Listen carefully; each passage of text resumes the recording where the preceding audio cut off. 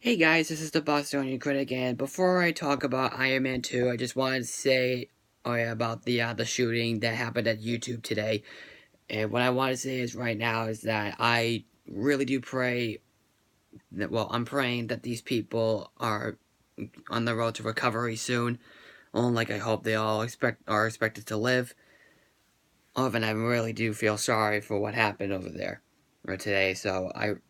Okay, so just because this happened doesn't mean I'm gonna be like canceling my YouTube page. Like, I'm not giving up. I'm staying on, so that way I could try to make have myself an audience, but not just to have an audience, but to make friends here too. Also, that way, I could just get on with my career anyway. So, also, I definitely pray for those people who got shot today at the YouTube headquarters. So, without further ado, let's continue on with the Marvel Cinematic Universe of DisneyYear, or with the third movie, Iron Man 2, which is the second and actually final Iron Man movie, not final Iron Man movie to be made. It's just the last film from the MCU universe to be directed by Jon Favreau. But at least he still stays and plays as Happy Hogan though in the other movies. But yeah, there seems to be a little bit of a controversy about this film. Like, people actually really hate this one. Like, it was actually a despised sequel, which is kind of surprising.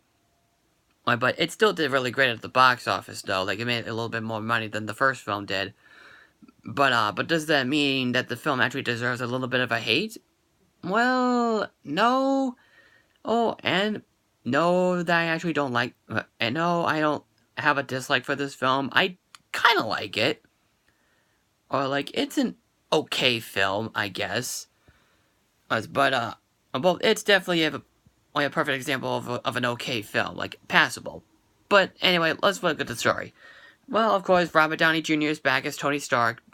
Again, he's basically like a celebrity, and he gives out, well, at the end of the first film, he gives out the secret identity, which has never been done before.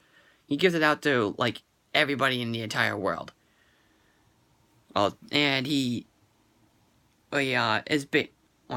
government basically can't stop him from what he's doing, which is kind of confusing. It's basically kind of confusing, but he does he's still Iron Man anyway. Sorry, I'm just trying to remember. Well, it's been a long time since I've seen this movie. I know I should watch it again, but I definitely remember it though.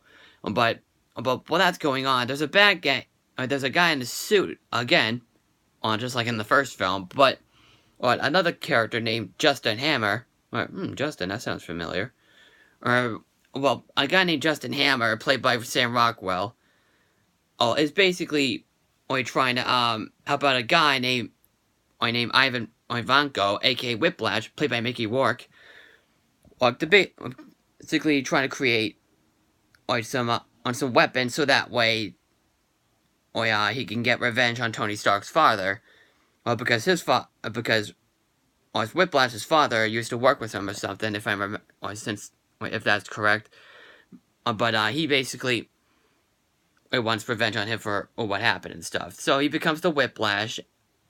And while that's going on, Tony Stark, his heart is giving out, like his robotic thing that's on the middle of his chest, like you saw in the first film. It's basically giving away.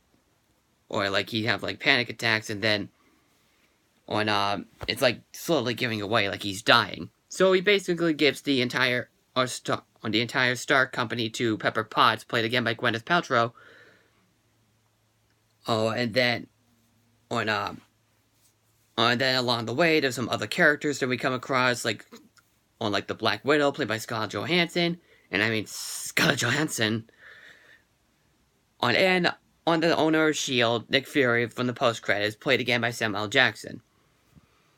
And so, I guess, in many respects, before I talk about the bad stuff, let's talk about the good stuff about this film. There's a decent amount of good things about it.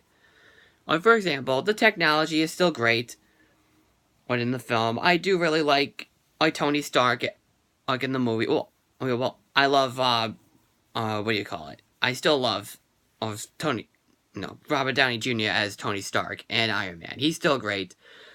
Don Cheadle plays as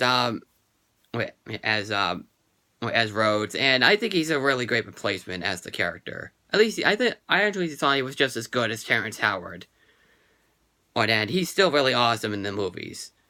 And I do believe their friendship is I do think their friendship is very believable. I still really enjoyed the chemistry between Pepper Potts and Tony Stark. The effects are still really good. And the robotic and the Iron Man suits are really cool. And Mickey Rourke is also pretty enjoyable as Whiplash, but here's the problems with the movie. The story is so all over the place, and there's a million things going on or something. It just kind of seems unneeded. It's not to say it's done terrible, it's just that it just kind of feels underwhelming. For example, the part where he makes the new robotic artist stuff. It's really cool, but it kind of seems a bit pointless and seems a little bit, and it kind of goes on a little bit too long. I guess you could just cut some parts off and then you wouldn't miss a thing. I know that sounds like I'm taking some things from the Disney Summer Review, but he's right. Doug Walker's actually right about that part. It actually does seem kind of true. And also, Mickey Rourke is barely in the film. But he's really cool as Whiplash. He really is barely in the movie. But honestly, it just doesn't make, and it just seems very confusing throughout the entire film.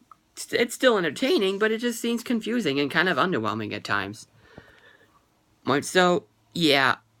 So, I guess, what I can say right now, is that, for the good stuff, though, is that it can be entertaining a lot of the time, and plus, it still has likable characters. Then, I don't know, they just don't feel as good as they were in the first film. But at least they were still enjoyable enough. So, yeah, I guess the big thing for myself is that it's more of a perfect example of just a passable movie. It's just okay. It's not the worst, it's just kind of underwhelming. But if you like the first film enough, I guess you'll like this one fine, like I did. I kind of did. But if you do want a story that's basically like a complete put together story like the first film was, I guess you won't like this one very much. But oh well. But at least I guess I will say the third film was the much better film, thank God. But I guess if you do want to see it, I say there'll be no harm. But if you just like the first film enough and just want to see this, but just wants to see a better sequel, a sequel that could be as good as the first one, I probably would say just give it a skip. You probably wouldn't miss a thing.